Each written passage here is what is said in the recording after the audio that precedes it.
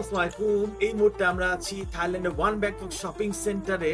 তো এই মুহূর্তে আমি যে শপটার সামনে আছি সেটা বলতে পারেন সকল টেক লাভারদের জন্য একটা হেভেন প্লেস।